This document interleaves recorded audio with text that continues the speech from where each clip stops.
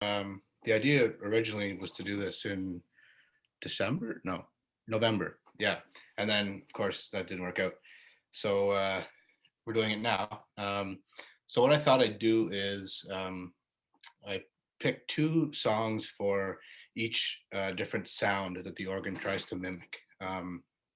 It's not an exact science, but there's four types of sounds that it tries to mimic. So there's flutes, strings, principals, or diapasons, they're called, and reeds. So reeds are like trumpets and oboes and things like that.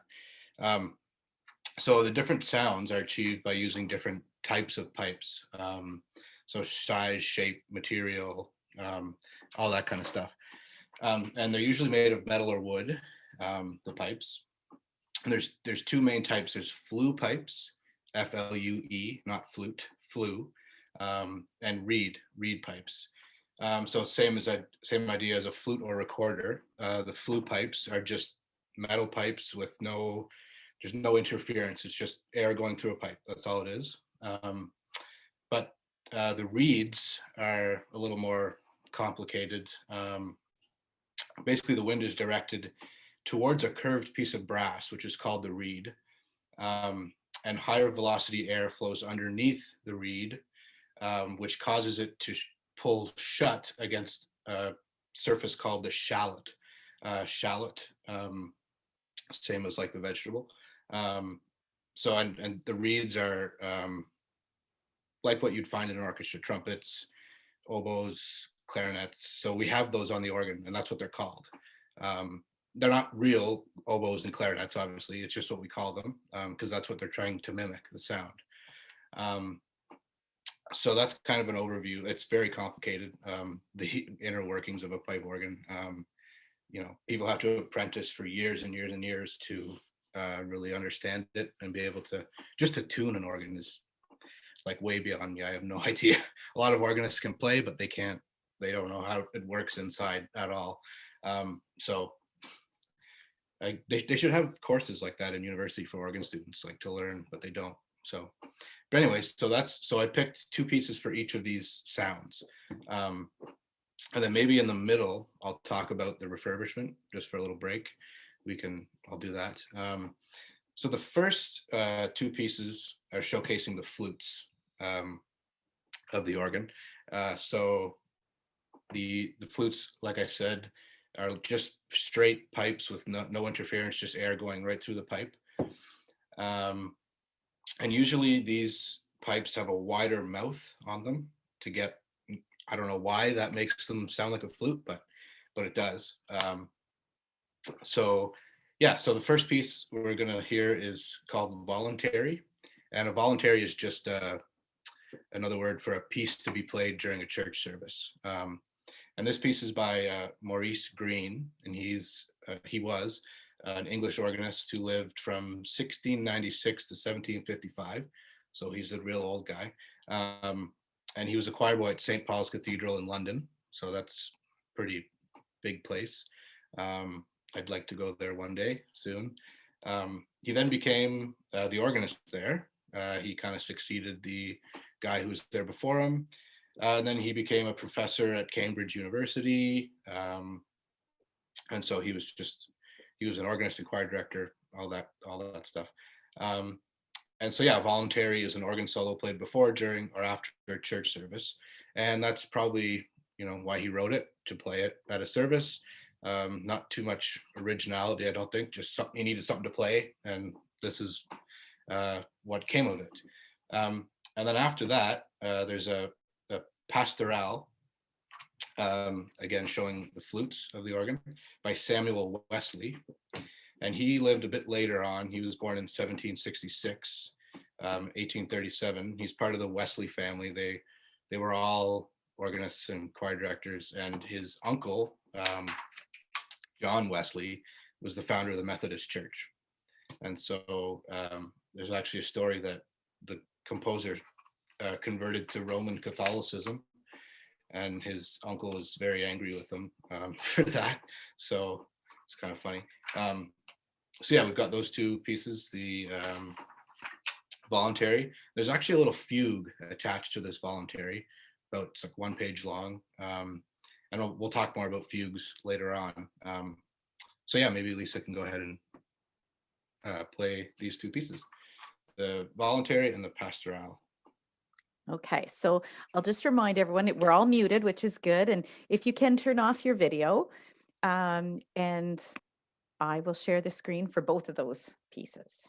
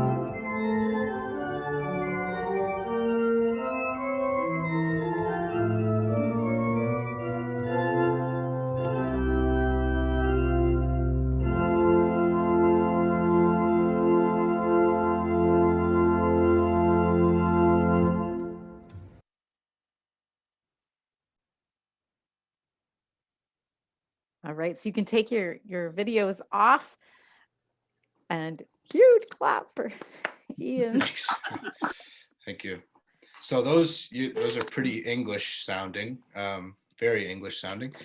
I actually got the order mixed up in my notes here. That was still Samuel Wesley, the second piece, but it was a gavotte instead of the pastoral, which will come later. And a gavotte is just a dance form. So that would have also been played at a church service. I think that one you hear at weddings sometimes, if I'm not mistaken, along with Canon in D, which is all of our favorite piece, the Organist.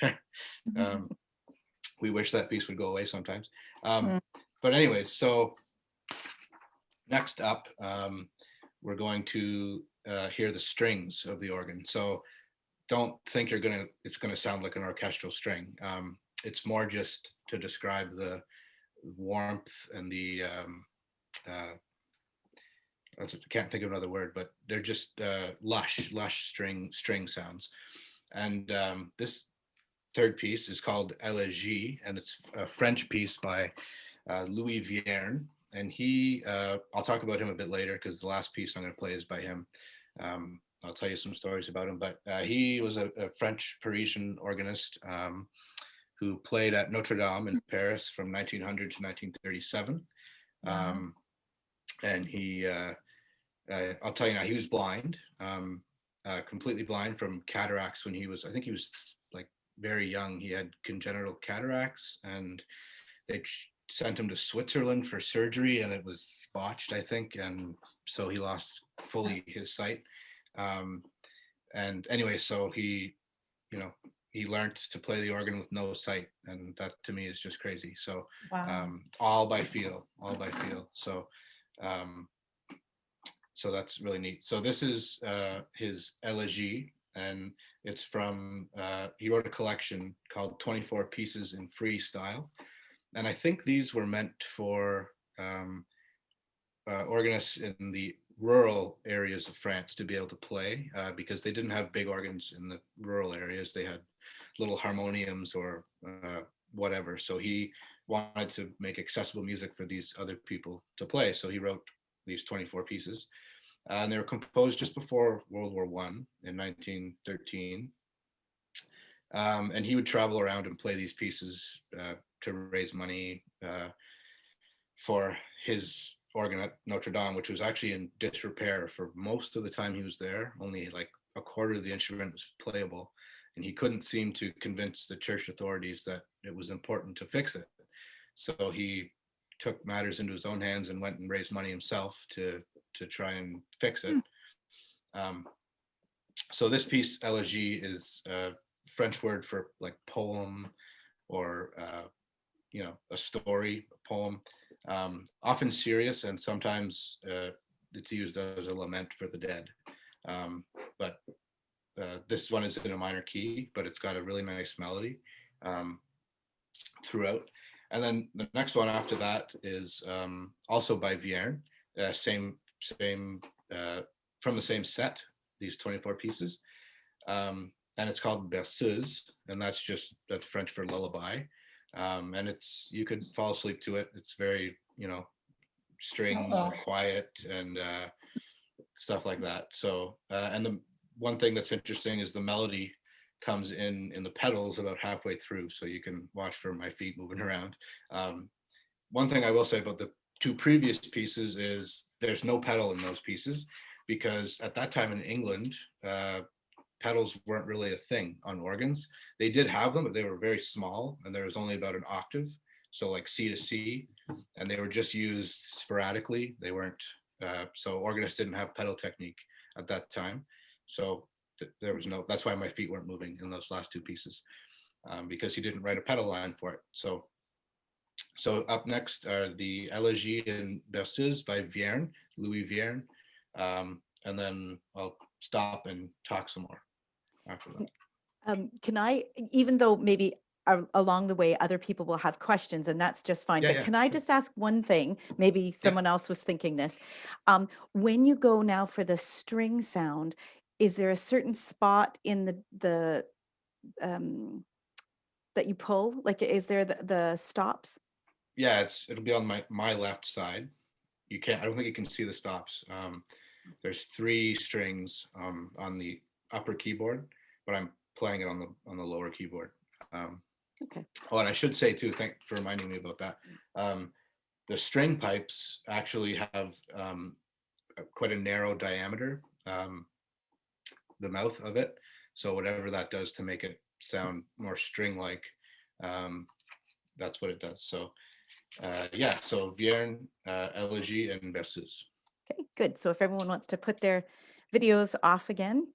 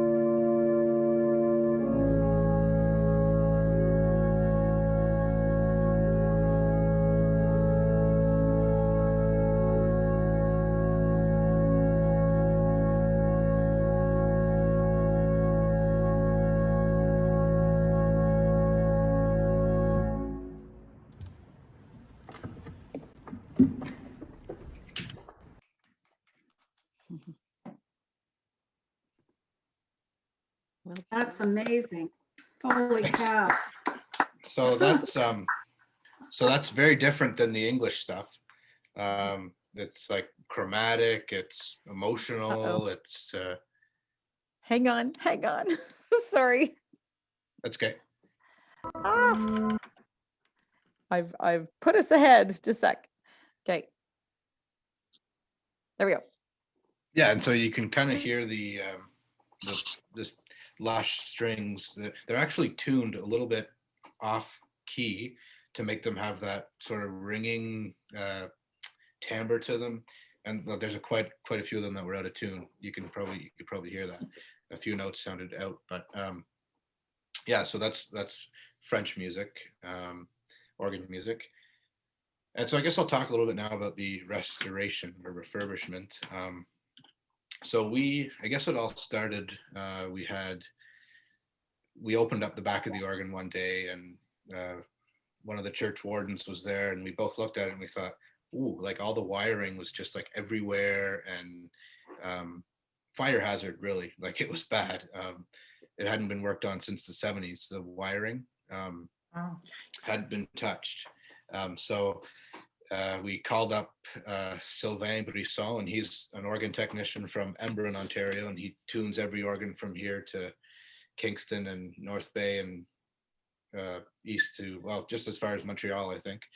And so we wanted him to do the restoration, fix all the wiring, and the piece of furniture where I play from, called the console, needed a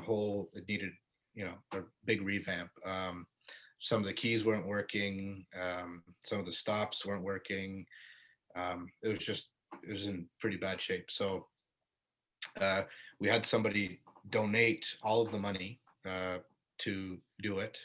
$20,000 was how much it costed. And we thought, okay, we're going to have to do fundraising. Like, this is going to be hard. And then somebody came anonymously, presented a check. So we were very, very fortunate for that.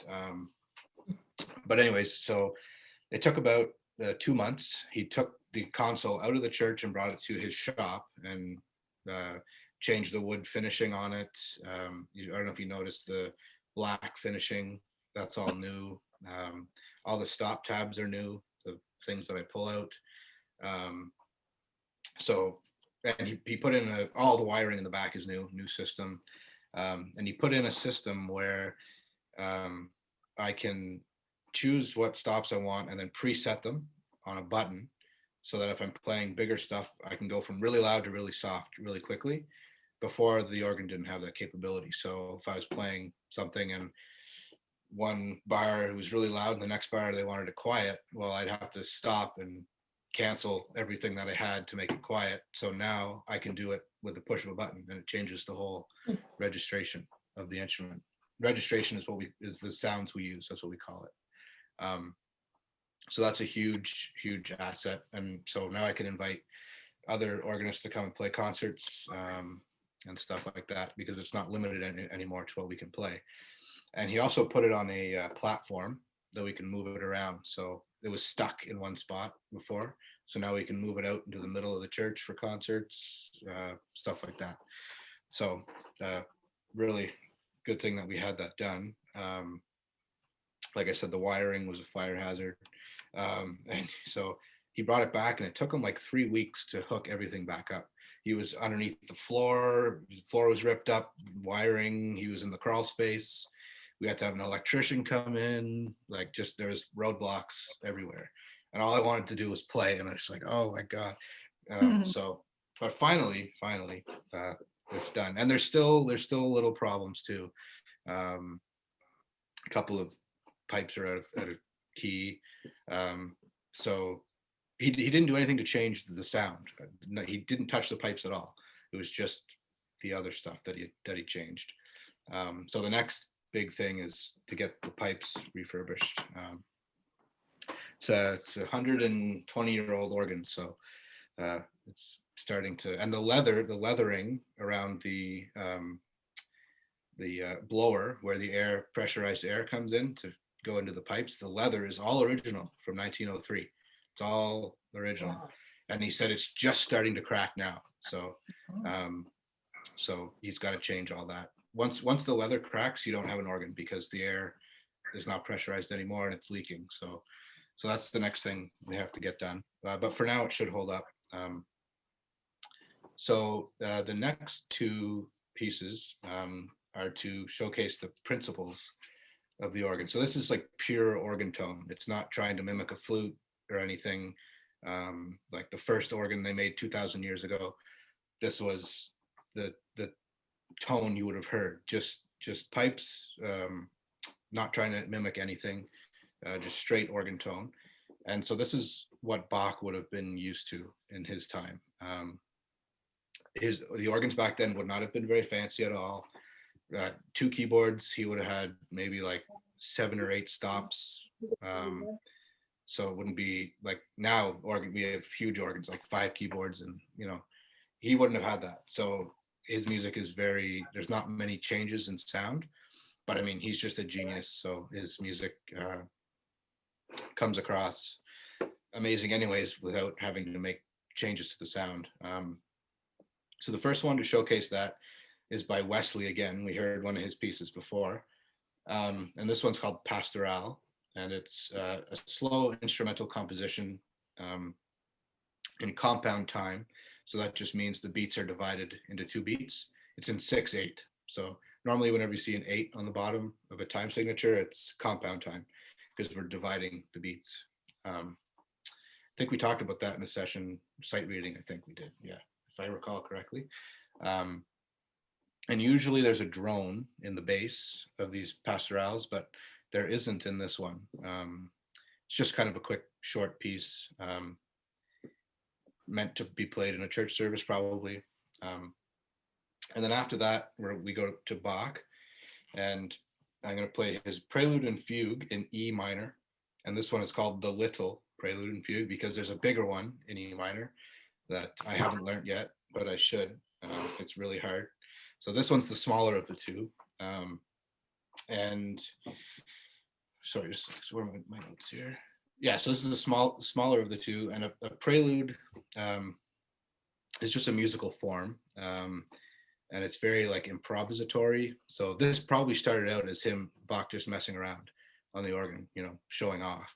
Probably is how it started, and then he thought, oh, I should write this down. So he did.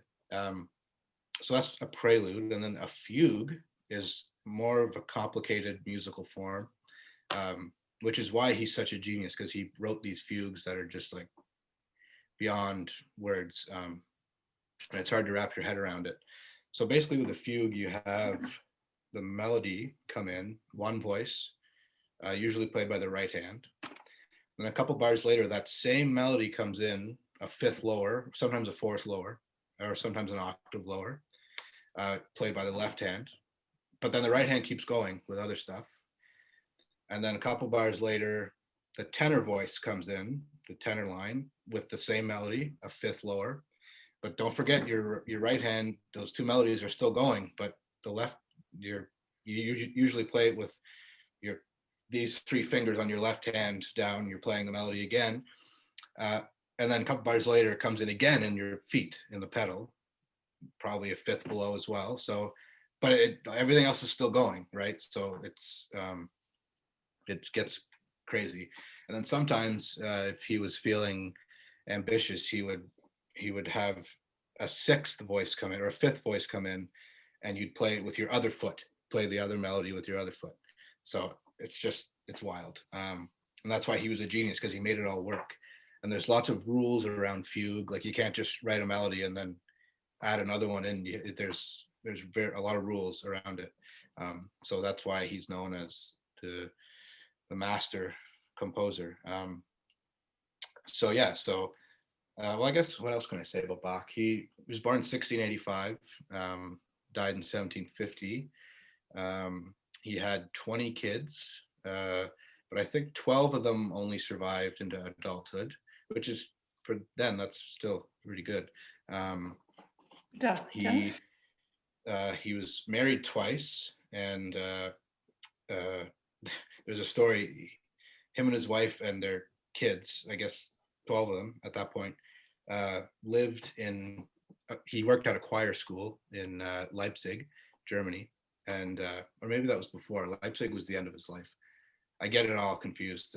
He went a few places, but anyways, he lived at the choir school with his wife and kids, but they had like a little room at the end of the dormitory, so all the boys slept, and then they had their little apartments, and apparently it was only like cut off by like a sheet or something, and just crazy stuff. And he still managed to compose all of this music. Another funny story is he actually got thrown in jail for a month because he was working for the courts, one of the courts in Germany, and his boss wanted him to write a piece of music, but he didn't want to write it, or didn't want to write in that style. So he sent him off to jail for a month to think about things, was what they told him. You go think about things. So anyways, and he was known to be a pretty crazy, I guess is a good word. Sometimes not nice man either. Apparently he got into a fight with his bassoonist one time in the orchestra, and like pulled a knife on him in the court afterwards. Yeah, just like weird stuff. And apparently he was quite the drinker too. He liked his beer. But that all aside, he brilliant, like prodigy, like just crazy stuff. So the Pastoral by Wesley and the Bach Prelude and Fugue in E minor.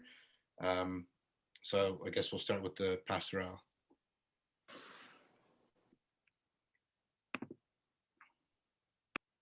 Okay, so if everyone does their video, and we'll enjoy these next two.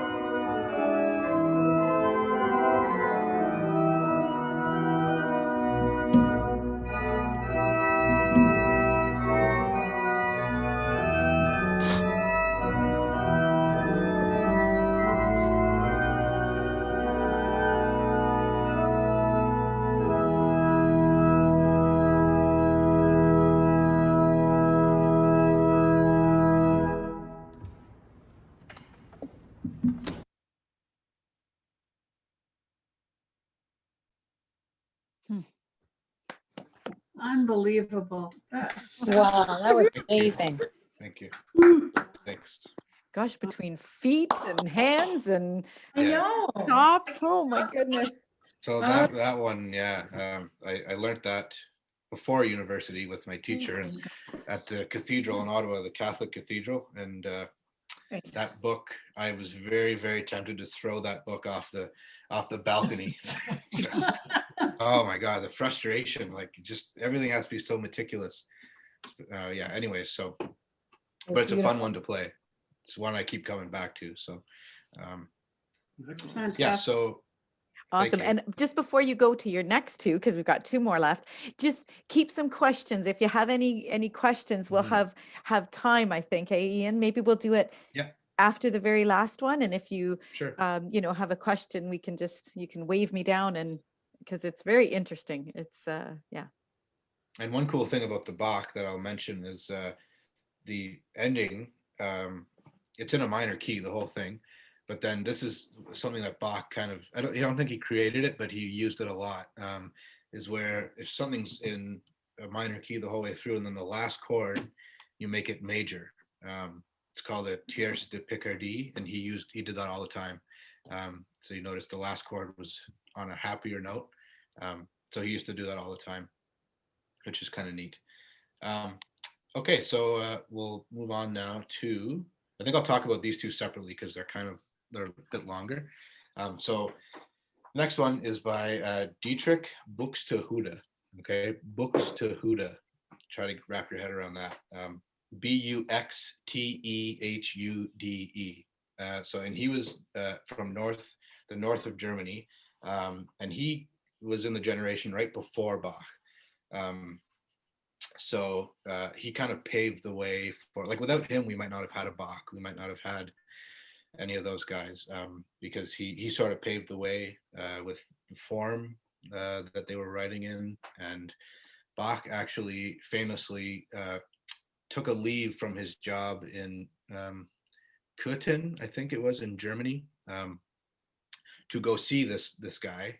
And he walked for like 3 days or something like that to go and hear this master play and take a lesson or two with him, and stayed with him for a while. So that's can't imagine doing that now, right? He walked literally through the forest to this next to Lübeck in Germany. That's where Buxtehude was organist there. Another story about him is that Handel actually went to see him too. So the composer of the Messiah went to go see Buxtehude in hopes that he could take his job. Buxtehude was getting old and needed somebody to replace him. So Handel went, and Buxtehude said, "Yeah, you can have my job but only if you marry my oldest daughter." And he got up and left the next day. So we don't really know what the circumstances were there, but he didn't want that. So yeah. So this piece again is probably he was probably just messing around, improvising maybe.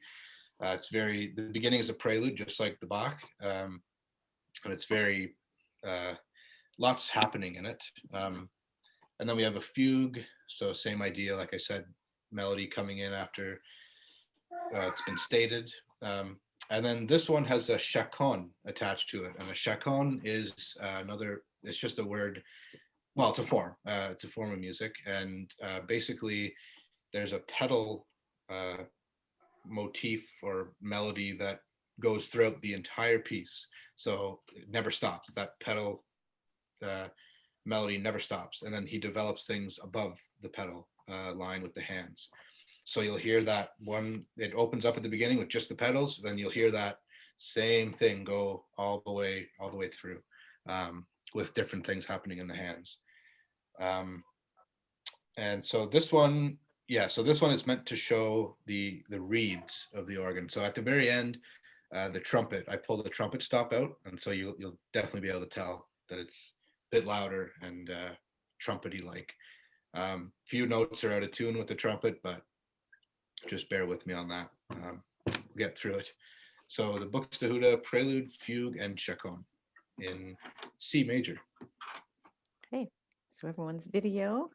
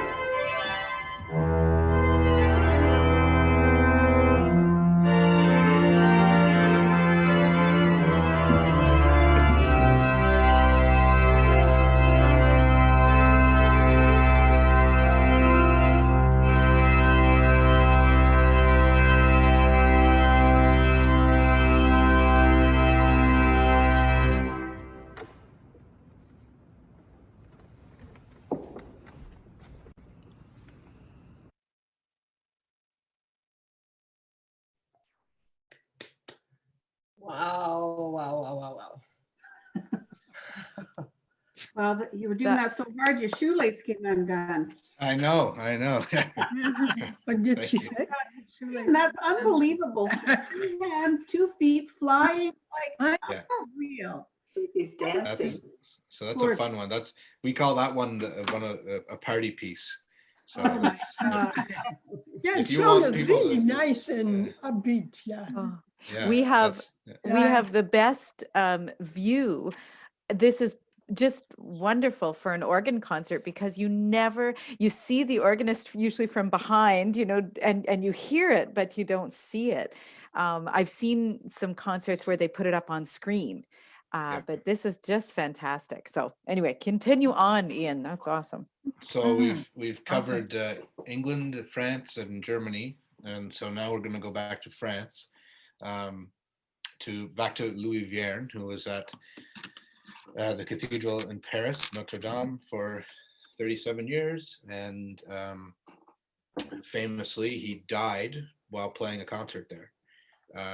So it was his 1,750th concert that he played there, and it was the last piece. He was going to improvise on a theme submitted by the audience. So somebody gave him a theme that they wanted him to improvise on, and apparently he pulled his stops, what he wanted, and then he just pitched forward and fell off the bench, and that was it. Massive heart attack, and his left foot hit the low C pedal, and so he died while this big sound was going throughout the church. And that's actually what he wanted. He wanted to die while playing this great instrument, and it happened. And the story goes that his assistant that was with him, they were walking up the stairs to the organ loft, and he turned to him and said, "I'm going to die tonight." Apparently, now who knows if that's real or not, but apparently he knew it was going to happen. So, so that's just an interesting story. So, and another thing, his life was pretty tragic. He one thing after another. He lost his son and his brother in World War One, very very shortly after the war started.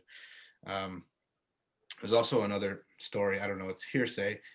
His wife actually was having an affair with the organ builder, and that ended their marriage. Can you imagine? What on earth?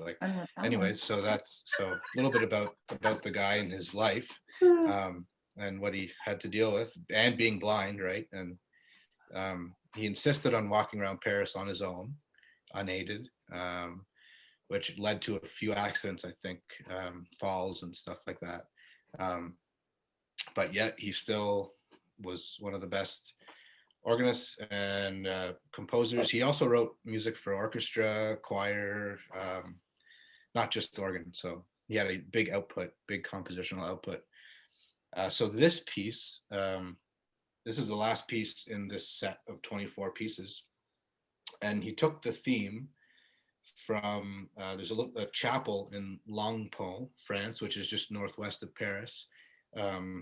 And the theme that the Carleton in the church plays, he incorporated that into this piece. So you'll hear it at the very beginning in the pedals. That's the sound that the bells make in this church. So he, like the Carleton, like we have in downtown Ottawa, same idea. That's what he heard, this melody coming out of the Carleton.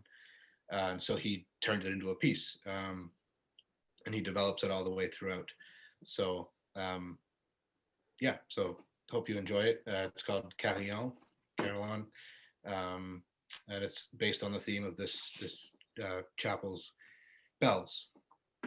Oh, and I should also mention, this one is where I really change registration quite a bit throughout. So the first part is really loud, and then the second part is very soft, way different than the beginning, and then it builds and builds and builds towards the end. So now I can do that with this new system that we have. I would not have been able to play this before. So you'll see how it kind of works. So hope you enjoy.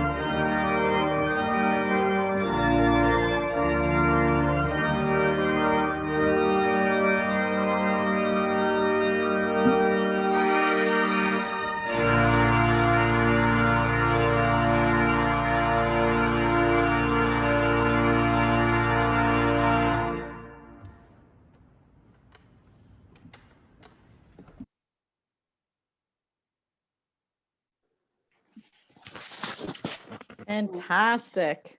Yeah. Wow. Wow. Thank you. Terrific, Just terrific, Ian. Oh, Thank you. Thank I you. wish I was in the middle of the church, to just hear it Yeah. all. Oh, It really doesn't do it justice, but oh. yeah. And This is better than nothing. yes, that's right. Yeah. That's right. And So- when you talk about the, obviously there's pressurized air. Is there like an electric compressor in there, or how does Yeah. that? Yeah, there's a big blower, it's called. It's like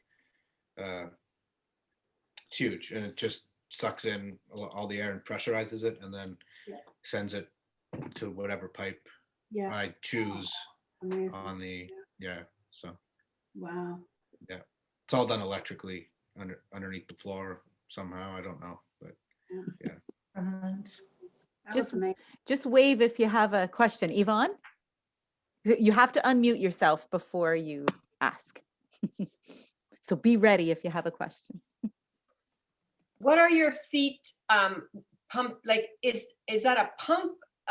Like the pedals that you have? What are they? Are they connected to the blower?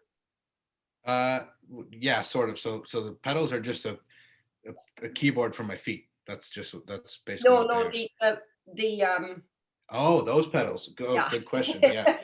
So there's two types of pedals. So you can see my right foot going up to these two pedals and moving it up or down. So Yeah.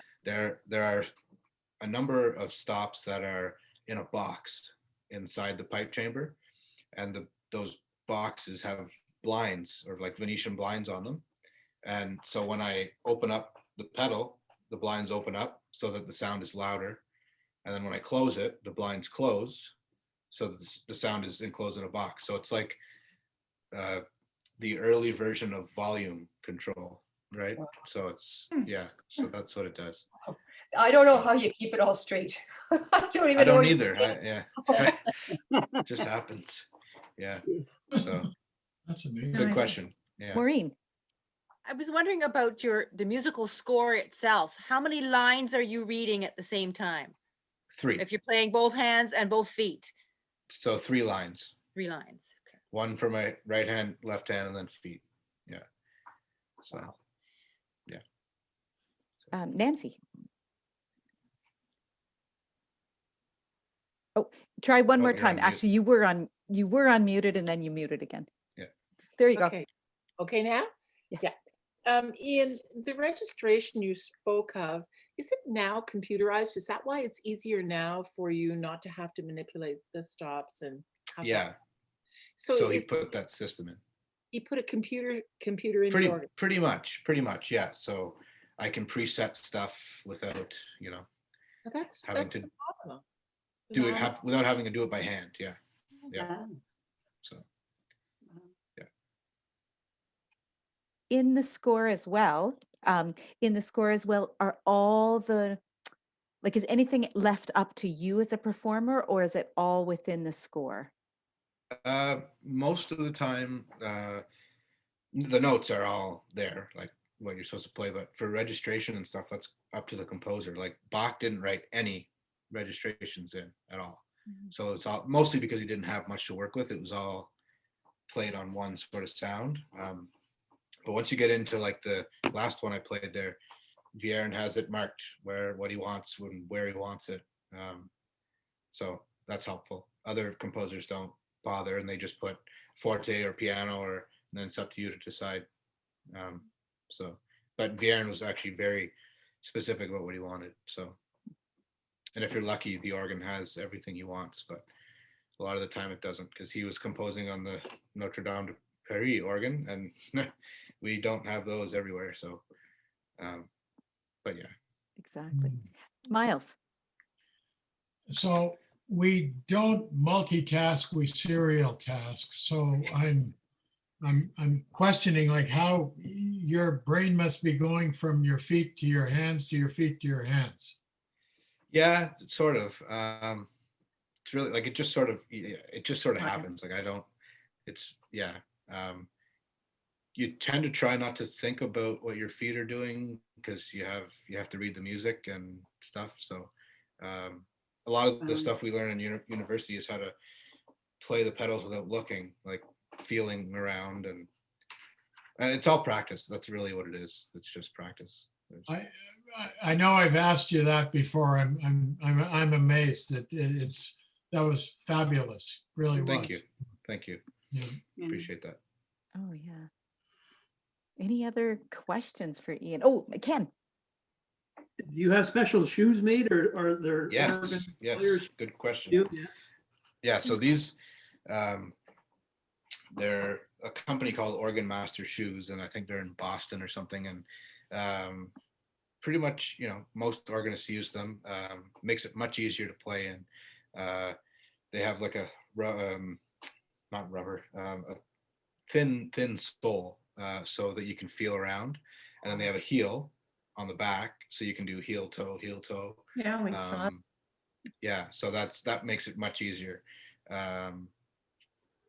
rather than, well, no organist should be playing in their feet, in their sock feet, but some do sometimes. But some people, like there's Matthew Larkin in Ottawa. I talk about him quite a bit. He's a good player. He plays in dress shoes, and I'd watch him and I'm like, oh my, because they're big, right? They're not, and Organ Master shoes are smaller, right? They hug your feet, but he plays in these huge clonking dress shoes, and I don't know how he doesn't play 3 notes at once. Like but anyways, there are a lot of French organists don't use organ shoes. They use just regular dress shoes. So I think you'd have to relearn your whole technique with a new pair of shoes. Like, so we prefer those. Yeah. Perhaps that's how he learned, though. Was with Probably. regular I'm sure shoes, it was. that he didn't Yeah. have organ shoes. Probably not. You're probably right. Yeah. Amita. Ian, are you a good dancer? No. My question. Oh, dear. Oh, I thought he was Your next career. fancy Yeah, footwork. yeah, yeah. That was my Riverdale. Yeah. I Well, was gonna ask the I same should thing. try again. Oh, were you going to ask the same thing, Amita? Well, but I was also wondering though, do you turn your feet sideways to feel in between? Yeah. That's a good question. What Yeah. you're doing, eh? Yeah. So like the bottom, if you know the keyboard, the bottom F, I'll feel for the F sharp. Like I'll hit it, and then I know, okay, we're there. I know we are. Yeah. So it's all feeling like that. With your Oh, that's foot, your shoe on. Yeah, you can feel like it's very thin. The sole is very thin, so you can feel things. So yeah. Mhm. So it's the same keyboard with your feet as it is with your Yep. hands. Is that correct? Exactly. Yeah. Is it easy, Ian, to go, if you were a traveling organ concert or something and you're at different churches, do you need a lot of time to prepare a program because it would not be the same maybe? Exactly. That's also a good question too. It's that's the hardest thing, especially if you're like my professor at university would always talk about that. Never have enough time to get used to the organ. Like he'd fly. I remember one time, I forget where he went. He was playing in Italy, and then the next day, like he played the concert, and then he was on a flight like 2 hours later to like Japan. I think he was away for a couple months to play a concert there, and he had to like almost got no sleep, and then he had 1 hour with the organ, and then he had to do the concert, and it's a completely different instrument, like different stops, everything's different. So that's a big problem. Wow. I think you need at least like 4 hours just to, ideally 2 days to like figure everything out. So tough part. This was so interesting. Any other? You'll probably think of a whole bunch of questions when you. Okay, question. Yeah. The upper keyboard and lower, never mind the feet, the different sound, like the upper keyboard seemed to be higher and not as, the notes weren't as sustainable. What's the difference? Yeah. So there isn't a difference actually. It's so like there's some organs that have 5 keyboards, and that just means they have more stops. So you assign different stops to certain keyboards. So the keyboard itself doesn't change, but what you are assigning to it does. So in that last piece, I had the big sounds on the lower keyboard and the Mhm. softer sounds on the upper keyboard. Yeah, I So- noticed that. The sound Yeah. was different. So I could have, well, no, I couldn't have really done it reverse because the upper keyboard only has softer sounds on it. So, but another organ could be different. Usually the bottom keyboard is has louder stops on it. So, So but not always. by stops, you mean the choke like, they Yeah, look the like, different, like an old yeah. car. choke. right, the different sounds. Yeah. Yeah. Joke. Maybe somebody doesn't even know what that is, but anyway. Yeah. Mhm. Yeah. We had one. Yeah, that's exactly what. Yeah. Good. Yeah. Mhm. Wow. Maureen. I just have a comment about how your balance has to be so good when Yeah. you're playing with your feet and your hands, and you're sitting on a pretty narrow bench. Yeah. And I'm thinking you must have really good core muscles, Ian. Well, it's hard. Sometimes you feel like you're gonna fall off, like you're gonna, especially if something has a lot of flats in the key signature. You're like, nothing to hang on to. Like, ugh. So, Exactly. yeah, No, that's why when very we play impressive. with our feet, we hold the side. You probably Yeah. noticed me Saw hold that. it. Yeah. Yeah. So I made a Yes. comment to Marianne that I would have to have a mattress behind that bench. yeah, that'd be nice. Where you go, Some benches have a back to them, which is nice, but not that one. Wow. Gail. Oh, well, Ian, that was just fantastic. I knew it Thank was you. going to be awesome. And I think in some ways for us, I mean, again, isn't this a cool thing with online? We would never have been able to maybe experience it in this way. For sure, it's awesome to be in the church and to be surrounded with all the sound, but we wouldn't see what we saw tonight. So that's Mhm, really that's true. special. Really good. And I should say that the organ that you just heard is a relatively small instrument. It's not very big. Like, so you can imagine what the big ones sound like when you in Montreal, the Saint Jean Baptiste Church. I have my lessons there. Huge Catholic church in the Plateau area, if you know Montreal at all. And this thing is it's a monster. Like it's almost too much. I mean, you play. There's a 32-foot pipe, and so think about how big that is. And you play the low C, and it's just like it's a vibration. There's no sound really. It's just you feel it in the floor, and that's the most amazing part. I think is just So Wow. you think the church is going to collapse when you play it. So Nancy. I'm voting for a road trip once this pandemic is over. yeah, Yeah, I want to do ya. that. I want to be Yes. in the church. yeah, Oh, Brilliant. it's crazy. exactly. Yvonne, did you have one? You just have to unmute. I think I forgot it. have you ever played on a pump organ? I think so. Like the old ones, they had the stops and Mhm. they're just like, With your feet like that, yeah, yeah. yeah. How did you get started in this? What got you started? Well, that's a good story too. Well, my parents had taken me to church when I was young, like a little younger, and then we moved to Carleton Place, and we stopped. We didn't really find anywhere to go, and then my grandma came to visit. I had already been taking lessons, piano lessons, and then my grandma came to visit, and she said, "We're going to church this Sunday." So we said, "Okay, we're going to church," and then we went, and I heard the organ, and I thought, "Oh, that's kind of cool." And then they had a little ad in the bulletin. I think I was 13 or 12 maybe, and they said they needed a piano player for pre-service music. I thought, oh, I could do that. And so I did that. And then I got to know the organist, who was the music teacher at the Catholic high school in Carleton Place. Well, he's in Pakenham now, Tony Stewart at St. Andrews in Pakenham. And so he kind of helped me a little bit, and I basically took over his organ.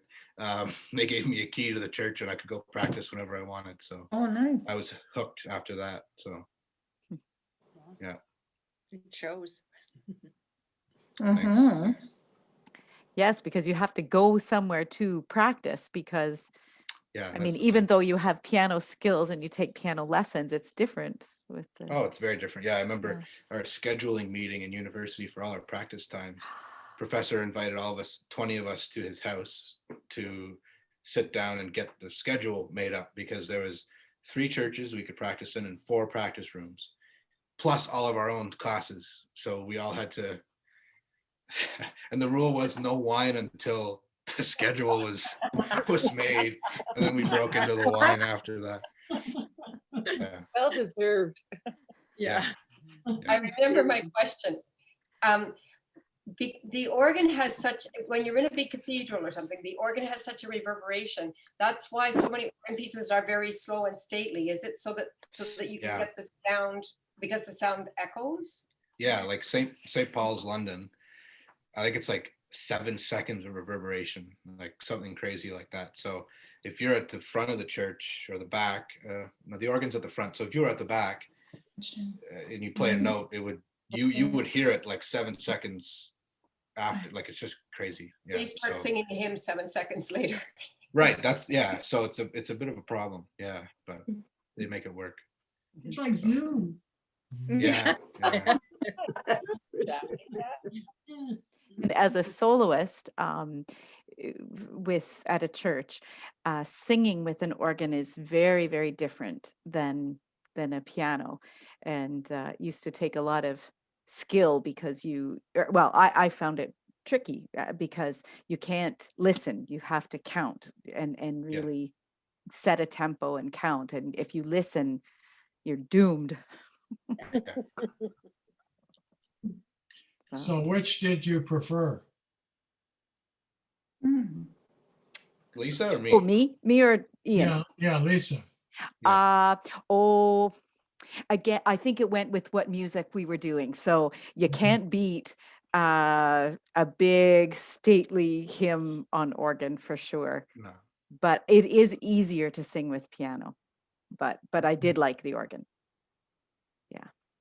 So I have one more question for Ian. Ian, like from here, is there somewhere you would like to go? Or are you content in Carleton Place? Do you have greater goals or?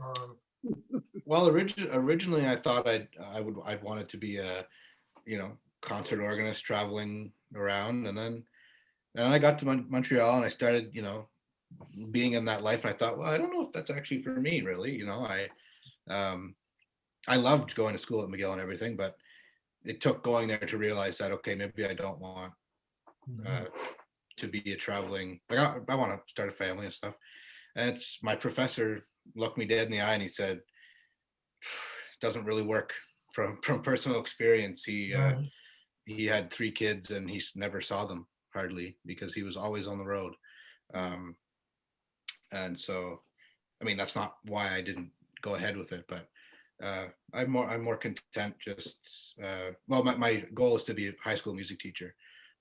So hopefully going high school.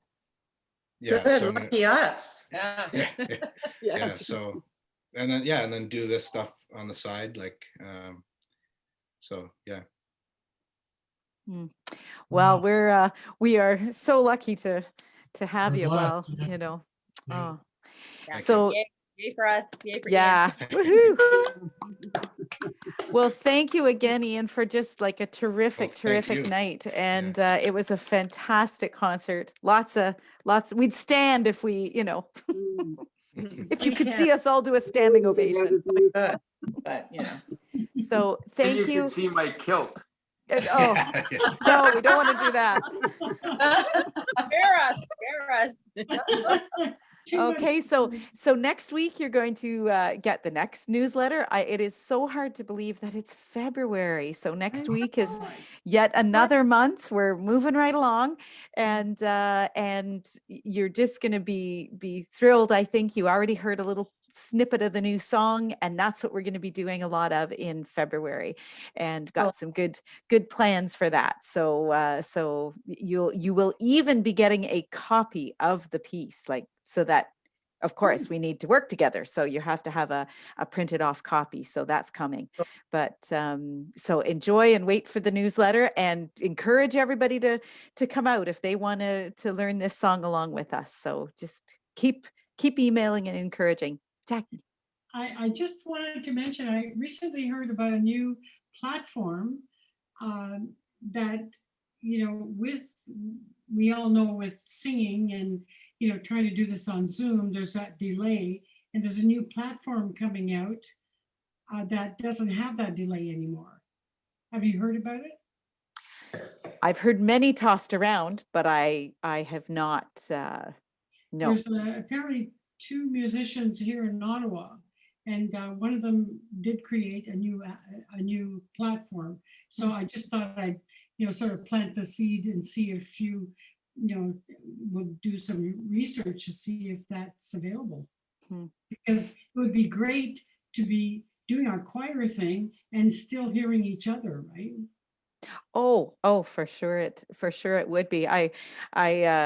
It's amazing the amount of technology that has come forward because of all of this. And I don't know if there's enough time in my day, but just another thing for you to oh, do. it's yeah. Spare time. That's right. I'll yeah, very cool. No, that's really good. Did anyone else have a hand, or are we? I was just thinking maybe Jacqueline, maybe you can figure it out. Maybe you've had the groundwork. Maybe you know how to find out more about it.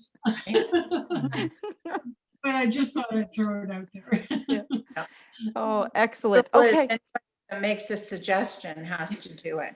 Yeah. That's cool. Yeah. New rule, is it? It's a Thanks rule. for volunteering, Jackie. Yeah. It's been my rule for many years. I should keep my Bye, mouth everybody. shut. Have a good week. Awesome. Okay, well, you guys have a really excellent week, and Ian, go have that glass of wine now. And Yes. Thank you, Lois. that was just awesome. Way to go, Thank you. Ian. Thanks for listening. Way to go. It was great. See That you was guys. wonderful. Thank you. Thanks, Ian. Thank Bye, you. Put your everybody. feet up, Ian. Put your Yeah, I feet. will. I will. Thank you. Bye.